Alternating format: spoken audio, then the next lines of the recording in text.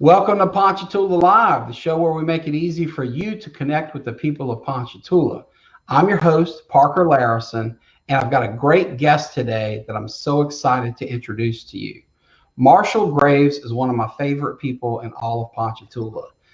If you care about God, family, athletics, community, you're going to love this episode because you're going to love to hear what Marshall's got to say. He's one of the most successful guys I know because first and foremost, he's got his priorities straight. He's a man of faith, a devout Christian, a minister. We're going to hear about that. He's the son of a preacher. We'll hear about what it's like to be a preacher's kid. He is a great husband, a wonderful father to three amazing kids. He's a successful business owner. He owns Graves Automotive, best mechanic I've ever met in my life. But he's just a good dude. We met on basketball courts many years ago when he and his family were whipping my team when he was coaching his oldest son, Marshall. So with no further ado, I'm going to bring out my friend, Marshall Graves. Marshall, how are you, man? Doing great, Parker. How you doing? I'm doing great. Thanks so much for coming on the show. Why don't we start by you just telling our viewers a little bit about yourself? Well, first, with the introduction, man, I guess we can cue the Jordan music with what you're doing. That was pretty good. Michael Jordan, the dads, man. I got to tell you, you're a couple years younger than me, but you became a dad way before I did. And yeah, I got to say, man, not to get too cheesy, but you set a fine example. I've always admired the way you raise your kids. It's no accident that they're incredibly successful and just wonderful people. And of course, Amy deserves at least 51% of the credit for that over you. Your wonderful wife is awesome too. But yeah, man, you deserve the Jordan music because you're the Michael Jordan of dads and husbands and coaches around here. Oh, no, I was looking over my shoulder wondering who you was talking about. I appreciate it.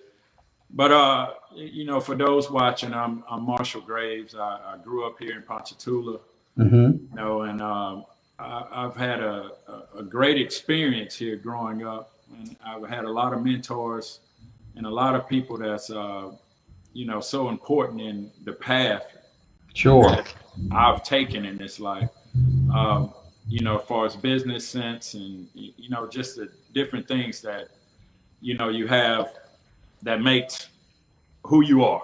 Right. Yeah. Well, I'm so glad to hear you mention that other people played big parts in who you are because it takes a village. And I know, you were blessed with a great dad, a great mom, a wonderful church family.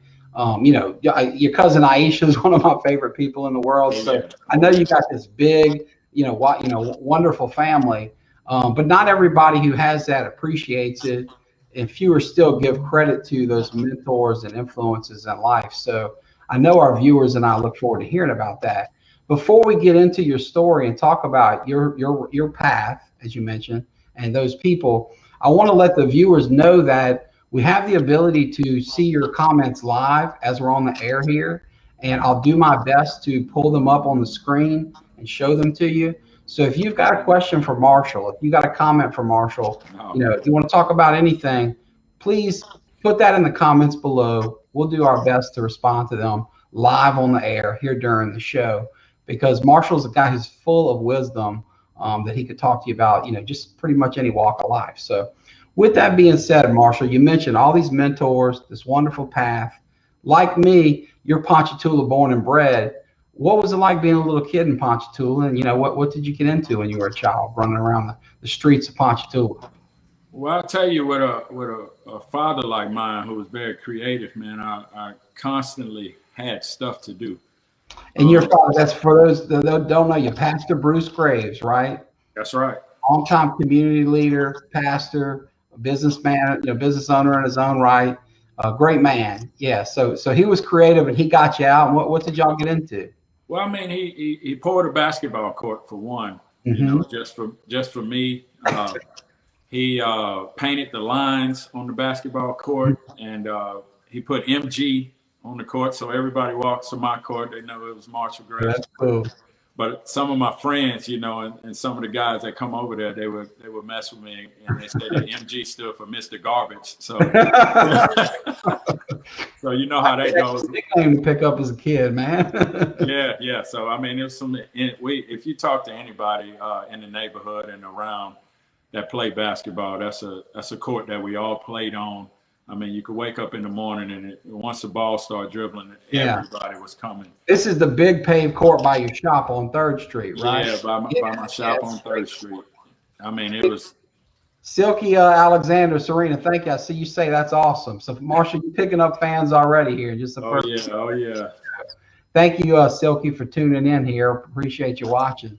So, yeah, basketball, a huge part of your life, right? And as I understand it, not just with you and your family, your dad was a leader in getting people on the court in Ponchatoula in a community way. As I recall, my dad telling me that, maybe this was when you were a kid, maybe this was before we were kids, but your dad used to open up the Ponchatoula Community Center. And I think work with my dad and folks at the sheriff's office to get a van, and they would go all over the parish and get people, kids really that needed some good, clean fun playing basketball at Ponchatoula Community Center. Do you know anything about that? Yes, I remember. I think they were working. I think they were working with the DART program, if I remember right. And I remember playing.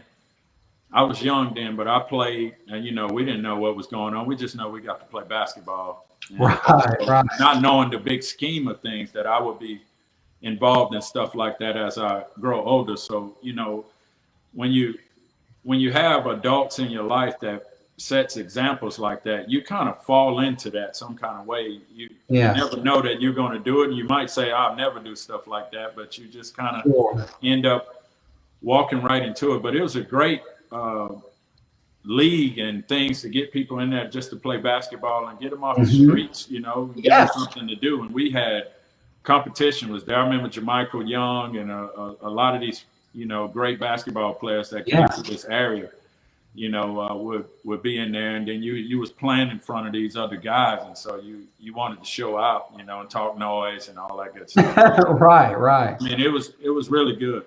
Well, now, what were y'all able to play with older guys too? Because I remember, you were a few years behind me in school, and then a few years ahead of me were some great players.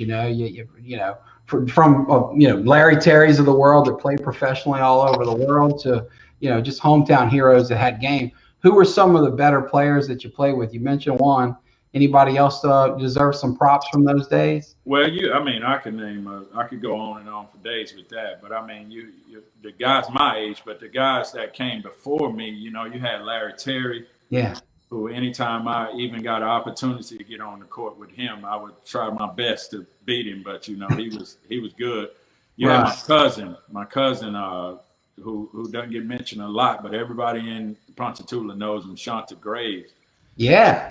Man, I'm talking about he could leap out of the gym. And when I played with those guys, it was amazing. John T. Laird. John T. Yeah, I played with him at St. Joseph. He was like 6'6" in the 8th grade. Man. I know, man. It's just a big old, tall, lanky white guy out there just blocking shots and stuff. Right. What about the Adams boys? I know he used to play a lot with Justin and Jay. Did they ever get out there? Yeah, I tell you what, I don't remember playing with them when I was younger, but when I got older, we played in those Z-Mary leagues. We actually played together. Okay. And him and Chad Osborne. Oh yeah, Osborne, big outside shooter there. Oh man, he like you leave him open, he's knocking the shot down. He was the Steph Curry of his era for small town Ponchatoula standards. Yeah, and Jay and all those. Jay still probably can dunk with one hand, just standing there, and he just jumps up. Yeah. Jay with that big old body. Right. So, well, that's it. We got Jamie Mills with a great comment here. She says, "Great memories. It's always a blessing to instill these values from our elders and our children." Oh yes. And I think that's exactly what you're saying. I couldn't agree more. Jamie is, of course, a wonderful community leader, a principal in Laranja. And speaking of big kids, her son, who was my son Luke's classmate, awesome kid. He's got some height on him. I don't know if you're coaching around here with younger kids, or whether you're going to retire with your own once they graduate. But be on the lookout. You got some new talent coming your way. He's got more like Graves height than Layrisson height. That's awesome, man. That's awesome. Well, that's cool, man. So basketball's played a big part in your life. And, of course, we are going to build to what's going on these days with basketball, because you are a parent to not one but two LSU Tigers. Your son, Marshall, who was going to star basketball player his whole life, and certainly whipped my team many times. Won a couple high school state championships, and then was an SEC champion as a scholarship player at LSU. I'm sure we're going to talk about that later. Your daughter, Amora, who is the reigning district MVP at Ponchatoula High School on that undefeated squad, has recently committed to go play and earned a scholarship for LSU. And of course, your youngest, Alan, is a heck of a two-sport athlete too. But so we know basketball is a big part of your life. Yes. I also understand basketball is a big part of your wife's life because, as I recall, Amy was a heck of a player in her day. Man, I Tell me can't. about that. I tell my kids all the time. They hadn't seen. See, they get the mom who's, she gets on them and all of that stuff, but they haven't seen her play basketball. And Amy, she was a great coach too. I remember she used to coach her own teams when we were running around. She coached her own teams, and she also would throw a mean elbow. I used to be like, "What is going on in y'all game?" Right. Because it was just wow. And but she was good. She was actually recruited, highly recruited, coming out of high school. I bet. Now I think Amora's 6 feet tall, isn't she? Yes. And Amy's a real tall woman herself too. Is she 5'11"? Okay. Wow. So you guys have height on both sides of the family. That's great. Well, let's circle back to your childhood. We're talking basketball and the example your father set and the community that y'all got out into. And what else was childhood like for you here in Ponchatoula? Obviously, church must have played a big part in it. You're a preacher's kid, right? Oh, yes. Before I get to church, I know one thing people don't remember, and something that, kind of I always think about when I ride through town in Ponchatoula, is when I used to get on my bike and I had a briefcase and I would have basketball cards, comic book cards. I was a big comic book fan, so I still have my basketball cards. Who are the comic book characters you like best? Because now there are movies about all these guys, but when we were kids, we were starved for that kind of content. Who are you into? Man, which guys? Just anything Marvel. Just anything Marvel. I watched all of that. But I would go to the right down from the where I think it's Ponchatoula Cleaners. Right there, it had right across from the feed store. Right across the street. It was over by Branch Real Estate at the time. Branch has moved up the block. I wish I could remember the old guy's name, man. Because to tell you, we talk about. I could be wrong here, but I think it was Mr. David and Mr. Alton. So Alton Daniels is our friend Wesley Daniels' dad, and as I recall, he was partners. And Mr. David, that might be the wrong name there, but those were the two guys. I think they were kind of tag teaming it, and they had a little shop. I went there all the time myself. Yeah, he had a beard and a little gray beard, and I would go in through the back because the car shop was in the back, and I would go in there. And I would sit and talk to him for hours. Yeah. And just trading, and he probably doesn't even remember me, but that was a young kid talking to an old guy, and we just hanging out, talking about trading basketball cards. You look like a door-to-door salesman, I bet. Yo, man, I had my bike. I had a little rack on the back. I would strap it down with a little bungee cord and ride, right there and trade cards. So that was a great memory for me because I still go through those books with my kids and show them the cards that I collected, and just pretty cool. My mom just did some spring cleaning a little early at the house, and within the last couple of months, she returned to me my childhood sports card collection. So it's kind of neat because it's a window into which players you really liked. It wasn't always about who was the best. Everybody wanted to get a Michael Jordan card. Those were in high demand. Then you had those kind of second-tier players that were just your guys. So, in my mom's case, it was Sandy Alomar Jr., Roberto Alomar's brother. Okay. She's got 300 Sandy Alomar cards, right? Of course, they're virtually worthless now. But my guy back then was David Robinson, man. I have so many Admiral cards. And I got his rookie card, man. Oh, really? Oh, that's a good get. Yeah. Now I know for you, but you are a lifelong Jordan fan, right? Michael Jordan has always been your guy. Oh man, MJ, his whole family. Card? Yeah, I got plenty of Jordan cards, and we've had some experience with Michael Jordan, so we'll get to that. You know that. Yeah. But we're gonna get your son on a different. I'm not gonna do any spoiler alerts, but we've got a great Graves family Jordan story that I'm hopeful to get on this show eventually. because that's a pretty good get. Some actual backyard basketball with Michael Jordan. I'll just tease it a little bit with that. So yeah, you've definitely got a Jordan connection. In fact, your son Marshall's middle name is Jordan, I believe, after Michael Jordan. Am I right? Yeah, that's how big of fans we were. When you get older now, you think about it, and everybody, you like kind of feel a little shame about it sometimes. But then we like, no, wait a minute. Hey, if you named your kid after Sandy Alomar Jr., maybe so. Maybe. But we were, me and my wife and I were. I mean, we were Jordan fans. So I mean, right. We love basketball, and he's the greatest to ever do it. So. Yeah, for sure. And y'all have Carolina connections. Obviously, Marshall went on to play at LSU, but didn't you bring him up to Chapel Hill for basketball camp when he was a kid? Every year. Yeah, I thought so. Yeah, I mean, deep. That's that old Dean Smith era, connection. Yeah, every year we would go and travel, and we would on the way back we would sleep in a tent. Really? Yeah, we went to a campsite, and it was fun. Uh-huh. We set the tent up for a night or two, and it was cool. Great campsites there because there's no mosquitoes. So yeah, oh gosh, yeah. Getting out of this climate up there into Carolina in the summer is just wonderful. It was awesome.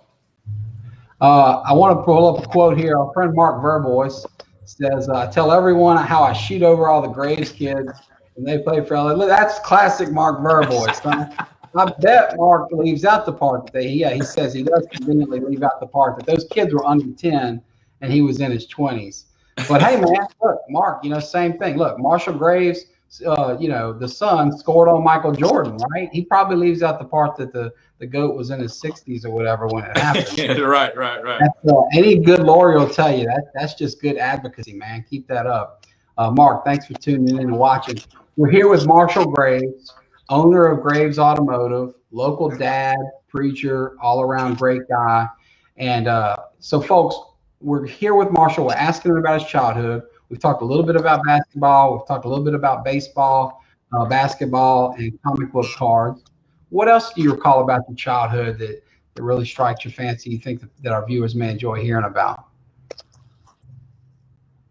Well, just growing up with a father like mine. Yeah, I bet.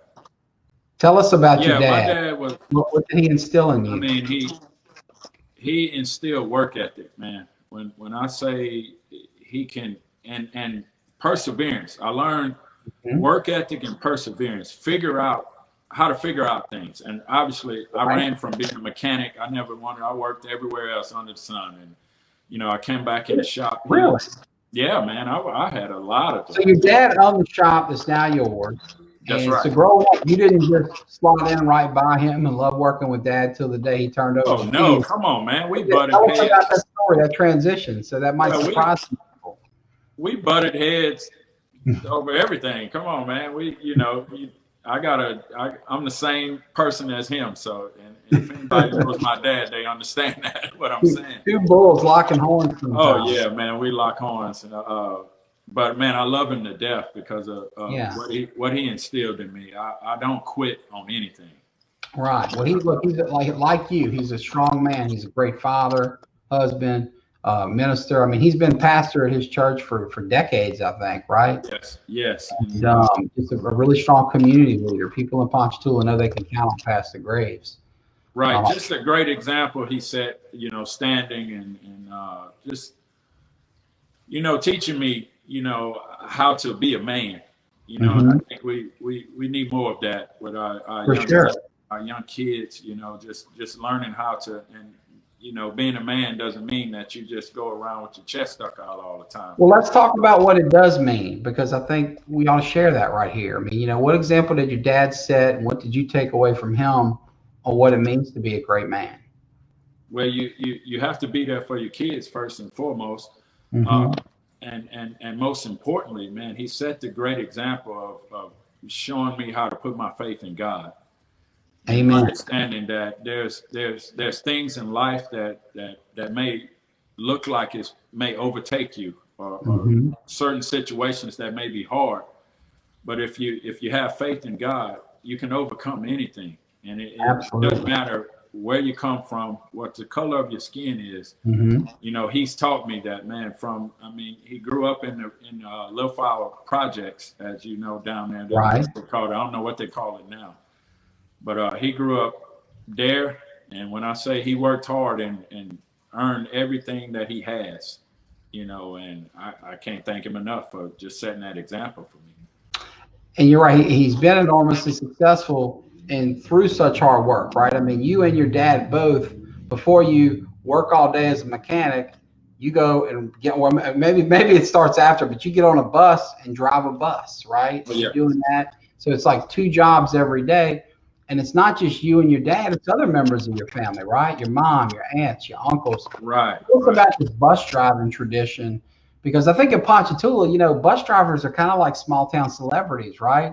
I mean, Yeah. before he was police chief David Bitter, everybody knew David Bitter who drove your bus, you know, Kenny Ballard, Pastor Graves, like there's all these guys, and now it's you and others. But bus drivers are small town celebrities because all these kids look up to you. And that's not something you started in your family. It was going, you know, before. Yeah, my dad and my uncle. My dad and my uncle Derek, they probably, I would think, my uncle Derek and my uncle Perry, he's passed. Sure, that would have been Aisha's father, right? Yeah, we definitely miss him. Absolutely. And he served on the city council. He was well known, really good guy. Yeah, so those 3 really, you know, started out driving the bus, and then now they got all of us driving. So it's like a great family thing that we. But the one good thing about that I learned, you know, you interact with so many kids, but if you interact with the kids and you earn a good, you earn the kids' respect, then you get the parents' respect. Sure. And so it's like branching out, and you got this open window where you can talk to all these different people from different walks of life, and you know, it's just a great thing to do. You know, I love driving a bus, tell you the truth. When did you start driving a bus? How young were you? Oh man, it was early. I think about 20, 21 or something. I've been driving for 18, 19 years now. So. Yeah, it's coming up on 2 decades. That's neat. Yeah, I started driving, man. I mean, saw my dad again. Watched my dad. Something I thought I would never be doing. But you know, you don't think you're gonna follow in your father's footsteps, but some kind of way that shoe starts fitting every time. And so it happened with the bus driving. It also happened in the shop. How did the shop thing come about? You didn't do it initially. When did you get interested in that? Start making a move that direction? Well, it's that was all in God's timing right there. That was perfect timing by God. I was working at a pipe company, a sprinkler pipe company, and I was the quality control tech in there. You know, so I'm walking around checking stuff, and we got laid off there. And so when I got laid off, I was getting my unemployment check. And I think by this time you're married with at least 1 kid, right? Right. That had to be pretty scary. And we're going to get back to the shop, but right now 2020 has been a hard year, and more people have been laid off than any time during our lifetime. Yeah. What helped you get through that? What was that like? Faith. Faith. I tell you what, with the faith that I have and that I've developed, I never was really, it didn't worry me at all, because I seen my dad do it. Sure. You know, I seen my dad do the exact same thing. Well, he told me the stories of how he persevered, and really when you see those examples, you just kind of follow suit. And so I just started, you know, I learned stuff from him, but we butted heads, so we couldn't work together for. Right. So eventually, you know, I got some online courses and all of those things, and you know, I started tinkering and working in the shop and carrying, and then eventually, you know, just being honest and doing my clientele build up, and you know, I started driving the bus, and man, that's the rest is history with that. I mean, it's been a great ride. So this is Graves Automotive on North 3rd Street. Yes. And your dad owned it, and then you started working in there. How long until he retired and it just became, you know, yours, and you were the sole guy there? Well, he had already. It was just sitting there. Okay. So there wasn't a long time period of butting heads there. It was 5 year wake up every morning to the battle. Okay, it was just sitting there. We do great now. Okay, yeah, I got you. I had to mature. So,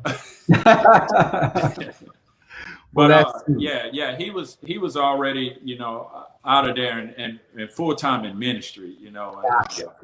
Okay. focusing on, growing, in his Because faith. your church is a big church. Tell us about your church where your father's the pastor and you also have a prominent role. Well, New Zion Baptist Church on 601 East Pine Street, right there in across from the fire station. Right. It's where we attend church, and it's a church that man, I value because it gives us so much. The truth goes forth there.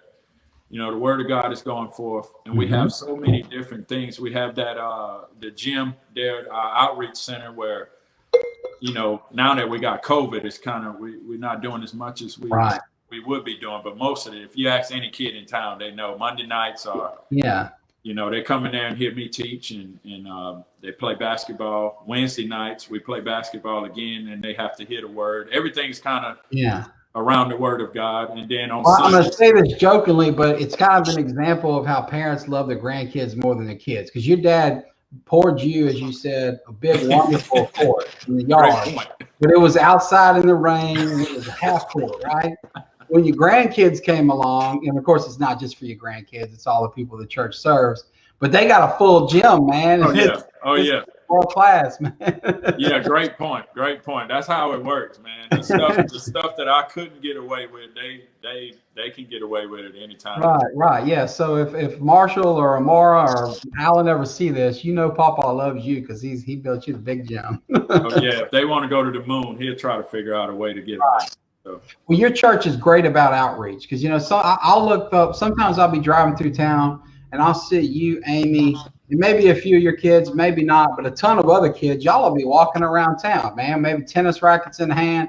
I know you're doing so much to keep these kids, out of trouble, with good influences in their life, doing good, healthy fun, outdoor activities. Obviously, you're talking about the Word of God, and obviously there's a ministry component to it. But a big part of it is just good old-fashioned community service, helping young kids follow, just like your dad did for you, set an example and help you become good men, good women. You're doing that now for the next generation. So, I commend you and everybody else in your church that's involved with that, because I just feel like your church, New Zion, does that better than most, and it's one of the very best in our community. So thank you for that, Marshall. Yeah, I appreciate that, man. I just want to say, if for the church members and all those that help and to make all of that happen with us walking through town and all that, I have guys that I'm not going to call names because don't leave anybody out, right? Not calling out the right people, but they all know it's a family, and they all are part of just what we do there. Yeah. And changing lives. Speaking of family and what you do there, your cousin Aisha's husband, James Gibbs, what a talented musician. And Lord knows he's not the only one in your congregation, but y'all just do so much wonderful things at that church, man. It's really a great place. Right. It's a close-knit group, especially, with the group that we do with the youth, man. We are close-knit. We hang out all the time. We do stuff, just family. Let's talk about if somebody was interested in joining y'all to worship, okay, getting involved in some of these activities, youth ministry, anything else, should they go about that? Is there a certain time, place, contact information? Why don't we share some info on how people can get involved should they be interested? Well, our Sunday school always 9:45 a.m. and then our regular church services start right at noon, and 11 if you want to get in there and get some good worship music. Gotcha. And because we done with Sunday school then, and you come get some good worship music, and then you hear the sermon, and then at the end of that day we go home and we come back at about 3:00 on Sundays, and I'm just there with the kids just to do whatever they decide they want to do. We throwing a frisbee, doing cartwheels, walking through town. It doesn't matter. That's cool. we might come harass you one day. Bring it on, man. I would love that. Now the difference between the last time you harassed me and now is I have these two wild boys. So oh yeah, man. The package deal, you got the 2-year-old terror and the 4-year-old. So if you're ready to jump back into that stage in life and deal with that, man, please, I need the help. Bring well, on. I gotta take care of my future technician. So man. Right, yeah. So Marshall's looking here. My son Luke, both of my boys through Santa Claus this year and 2 years ago have their little rides. So James just got a dune buggy racer, but 2 years ago Luke got a Jeep, and he loves the fact that it's got a hood he can crack open, and so he's all the time fiddling and working in his Jeep. So I send Mr. Marshall pictures of his future apprentice because Luke, unlike his father, who has my dad, you know, Marshall, that you and Dad have a good friendship. Dad jokes he's got 4 sons and not one of us can change a spark plug. Hopefully we can reverse that trend because Luke wants to come work for you one day. Oh, yeah. Speaking of family, Monique Johnson says you've got a wonderful family, and she is so right. Monique, thank you for watching and tuning in. Wayne Ratcliffe says, awesome, bro. Wayne, thank you likewise, man. Thank you. Really appreciate you tuning in here. We're here with Marshall Graves. We're talking about his church, New Zion, right by the fire station at the corner of First Street and Pine Street, and the youth ministry that he has going. And now, Marshall, you also occasionally preach sermons too now, right? Aren't you doing that some? Yes, too? yes. Okay.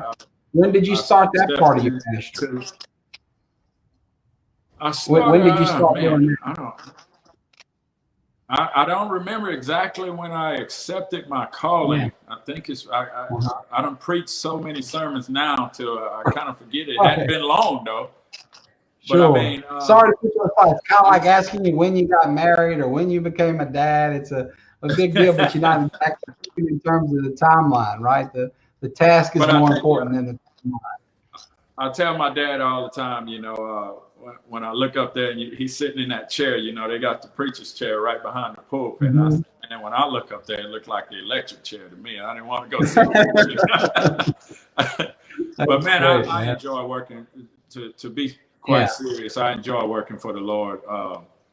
It's hard work. I will say that it's hard work preparing lessons and making sure that you're feeding the flock something that'll benefit them in their everyday lives, because that's my main goal is when I get an opportunity to speak before people, I want them to be able to benefit from something that I'm saying.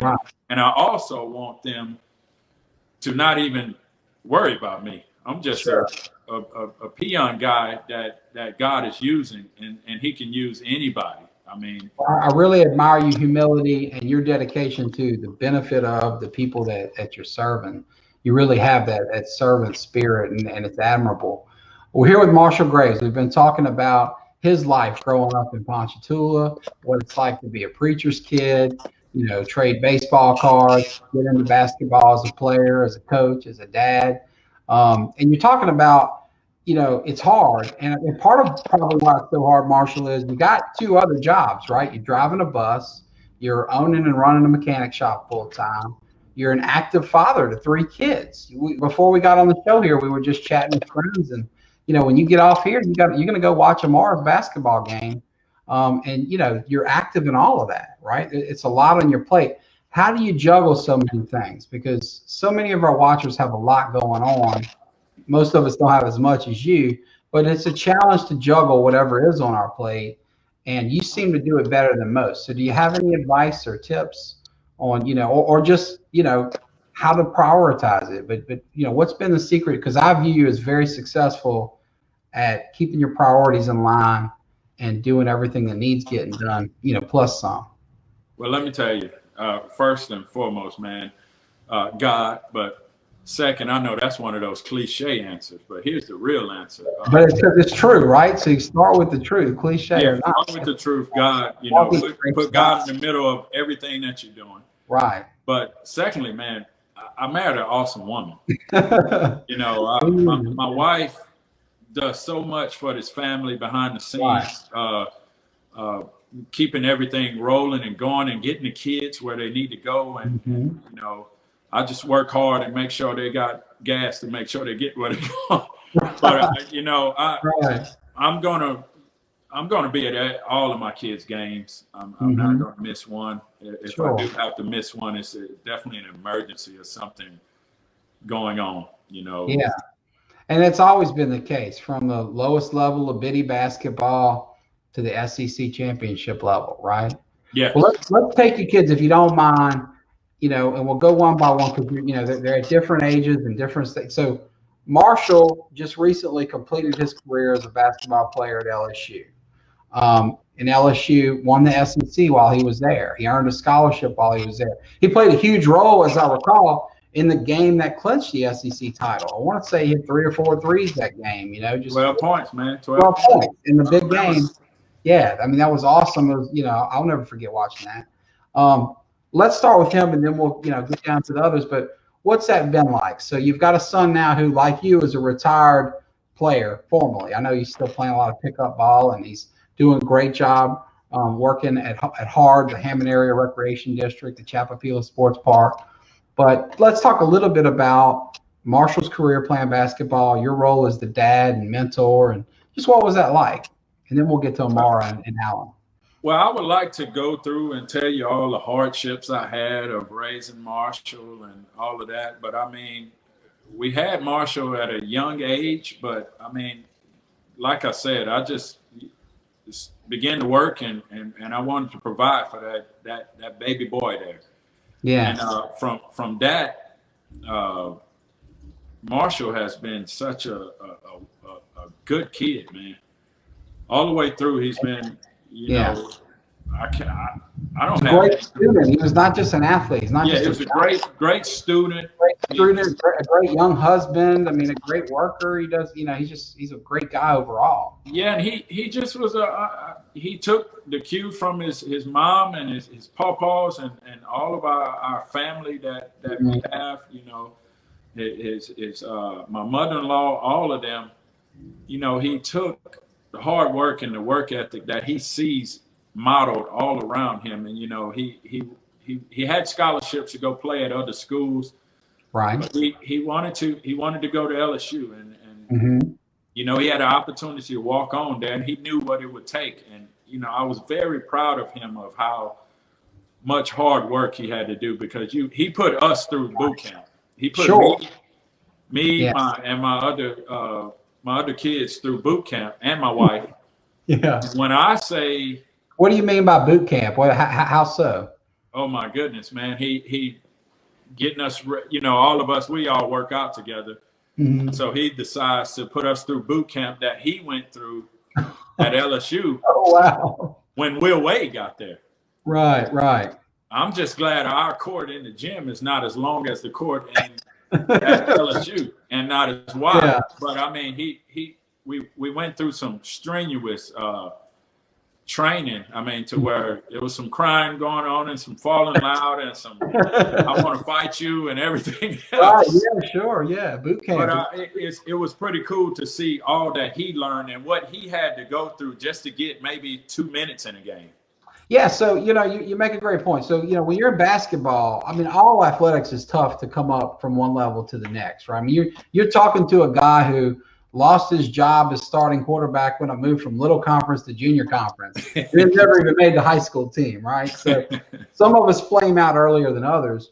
But when you're a great multi-time state champion high school player like your son Marshall, you get offers all over, right? So he's got the choice between maybe the easier path and a scholarship to a smaller school. Right. Start, play tons of minutes, you know, be the biggest fish in the smaller pond. He chooses the SEC, you know, the deep ocean to go swimming in. And he starts as a walk-on. I know I talked earlier about him being a scholarship player, but that scholarship is something he earned in later years, right? Yes, he did. He earned every minute he got on the court. I know people, you know, people close to me followed him, and I remember when one of the coaches says he's the best shooter they had on the team. Yeah, I remember that. And I'm just proud of his work ethic. Sure. And just what he went through just to get a few minutes out there. And he always kept a smile on his face. And I would talk to him and try, because me and him had a very close relationship. We talked about everything. And when I say everything, everything. I made sure that it was an open line there at all times. And that's the advice I would give, any parent, man. Make sure your kids have an open line. They never feel like it's anything. Whatever mistake they make in life, they could come to you and you're going to have I'm trying to think of the word to say, intelligent conversation with them and not a rageful conversation with them. It's a place they can go. Advice. Yeah, open-minded communication as a parent are essential at all ages, really. I mean, the little kids, little problems, big kids, bigger issues, right? That's right. But, I want my 2-year-old, my 4-year-old to know they can come to daddy and talk about what's going on. Let's do it together. We're a team. So it's neat to hear how proud you are of Marshall, as you should be, because he's a great guy, now a great man. Let's talk Amora, because it's kind of her day in the sun right now, huh? She's at the top of the high school level. Her team's undefeated. It's, many folks think the best team in the state. I certainly do. And she's their reigning MVP and, LSU scholarship player. Tell us about that. And first of all, how's it different when it's daddy's little girl, Oh, man, it is totally different. Yeah, because you had Marshall at a very young age, and you're a rookie dad, and this is all you do.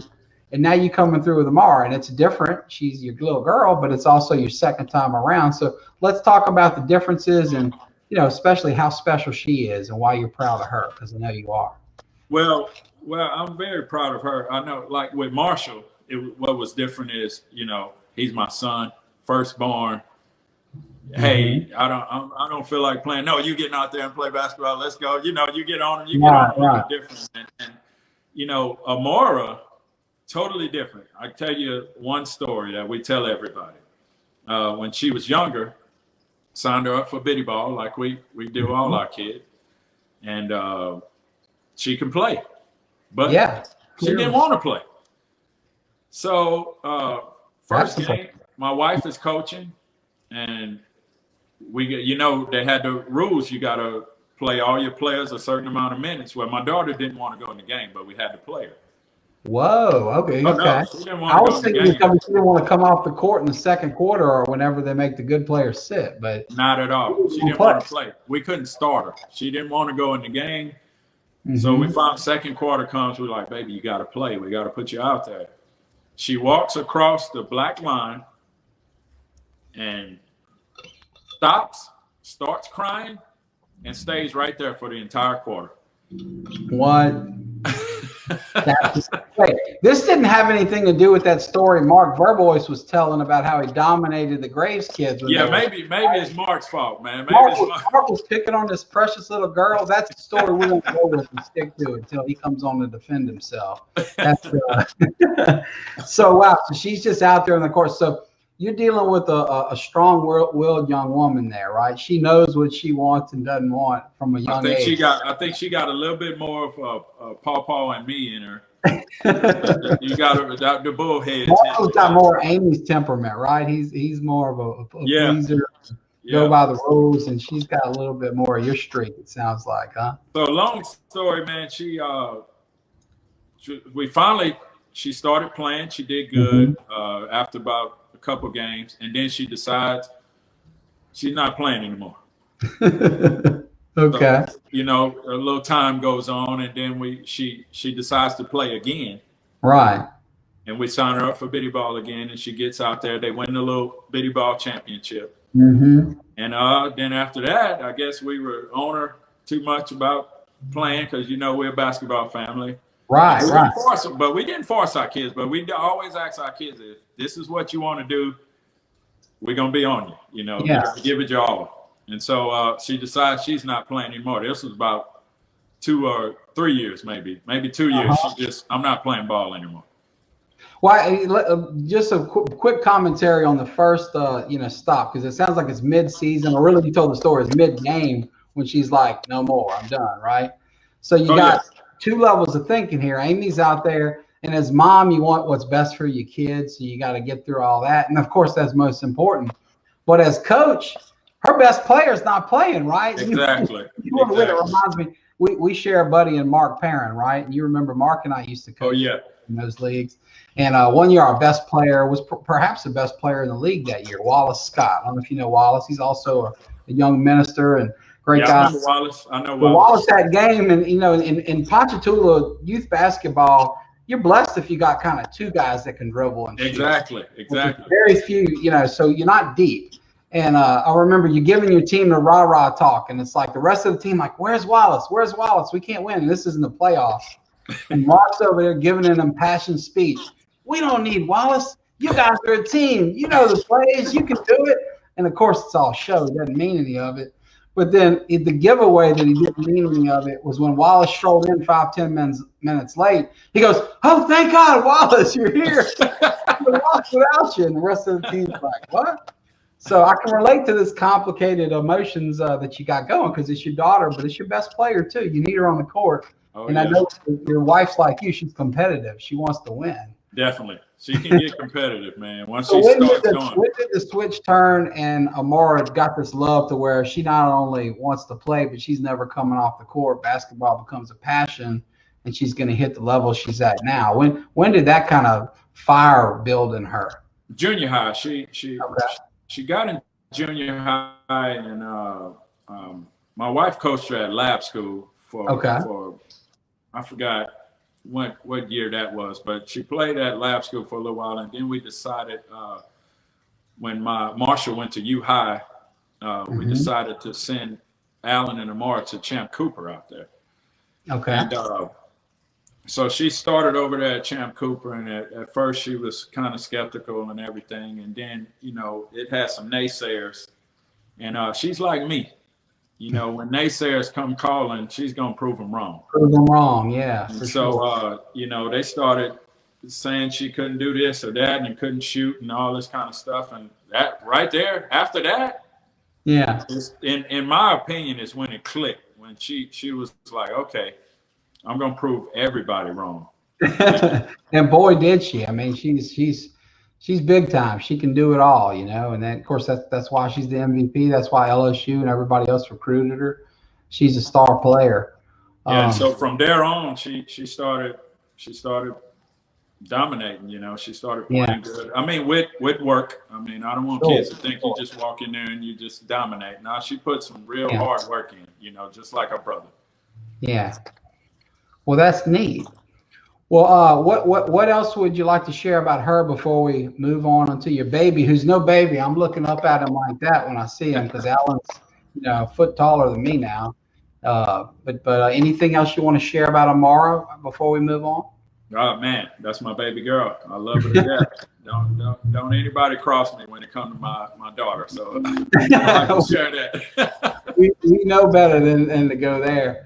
So your youngest, Alan, is now a freshman at U High, right? And he plays football and basketball. Tell us about him, because he's always struck me. He's such a neat kid. He won one of our bikes a few years ago. Our Bikes for Kids program rewards kids in the community that are doing great things for the community. I think Lula Owens, who commented mentioned earlier on here, was actually who nominated him and brought to my attention the great things he was doing.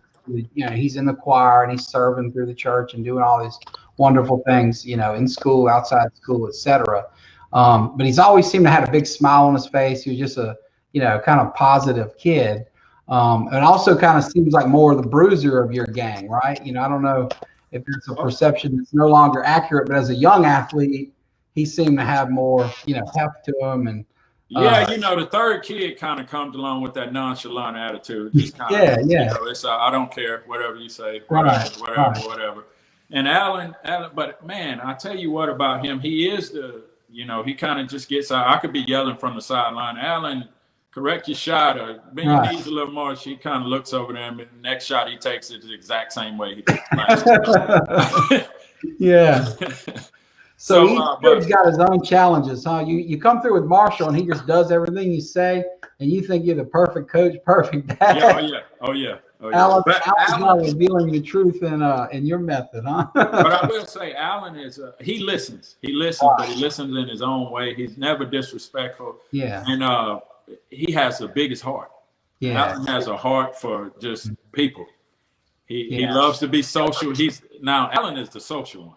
Yeah. Now he's the one that's going to be at every dance. My oldest son Marshall, he was like me. He never went. I didn't go to any dances or anything when I was in high school, And I'm not talking about people who do, but that's just who I was. And he was the same way. Yeah, so y'all are more introverted, and Alan's classic life of the party extrovert. Life of the party, man. Alan would get out there and have fun with anybody, no matter who it is. He is, like I say, Colin Uter's nephew, right? I mean, he's got a lot of that Uter blood too, right? Yeah, old Blade, man. Old Blade, yeah, he was one of my childhood heroes, man. He was always a character. Well, look, if we can, let's take a quick break because we've got some more awesome comments coming in here. We just mentioned Lula, and she says, Pastor Bruce and Reverend Marshall Graves are two remarkable men of God. Marshall's wife and kids are a great asset to the New Zion family. She knows when your first sermon was. Thank you, Lula. Look at that. 2018. And Pastor Bruce has been the pastor since 2001. So that's one of the neat things about Ponchatoula, man. We got this community where people have your back. You know, if you don't remember a date, you know, your friend does. So Lula, I'll tell you what, Lula will have your back. I promise you that. She absolutely right. She is a loyal friend to many, and I'm glad to count myself as one of her friends. Let's see what we've got. Melissa Doty Stanga, who's talking about what a beast Amy was as a basketball player. She got that right. She says she thinks she caught one of those elbows back at St. Joe when she played for the junior high. So all these years later, I can believe that.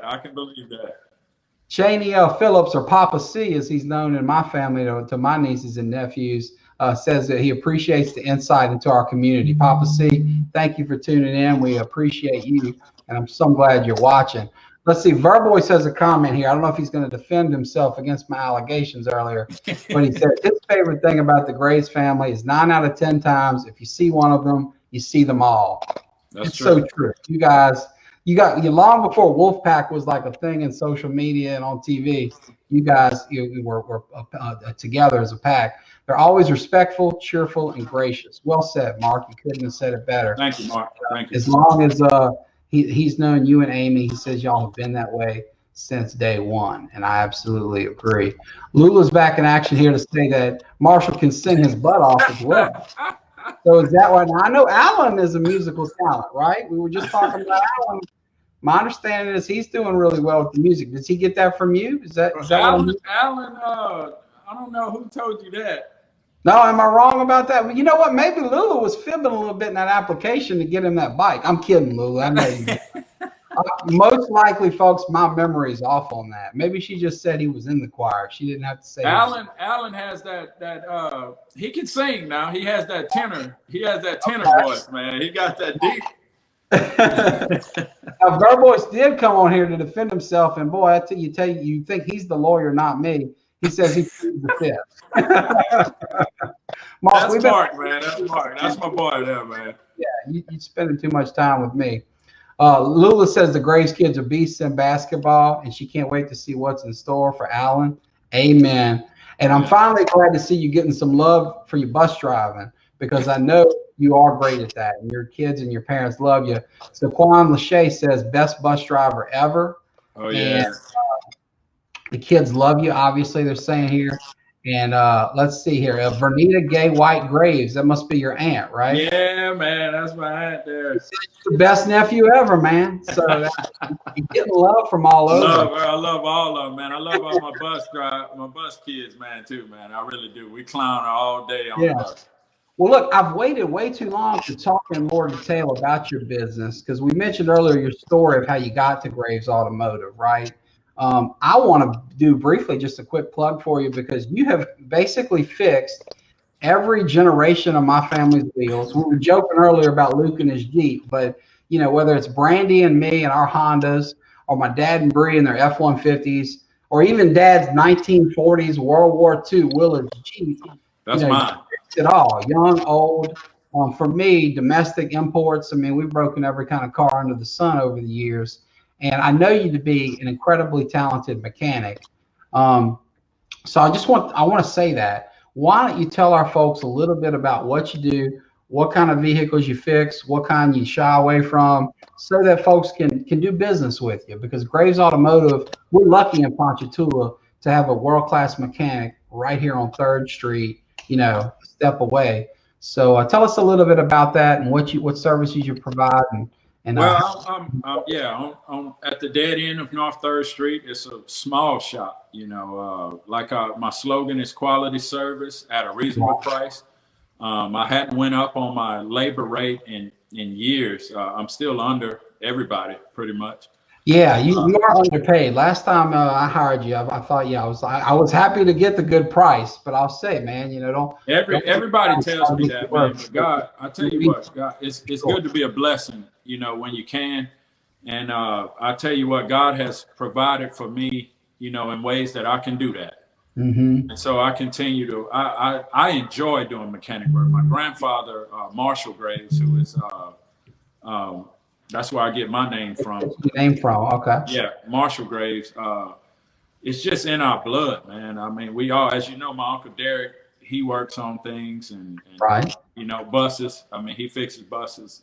But back to the shop, small shop. I do foreign and domestic. I don't work on BMWs, Audis, right. all the Volkswagen, all of those things. Definitely do Japanese imports, right? So Toyota, Honda, and you do great work on our stuff. Yeah, most of all of those things, and I'm not in competition with anybody, man. I always say that God will provide the business I need.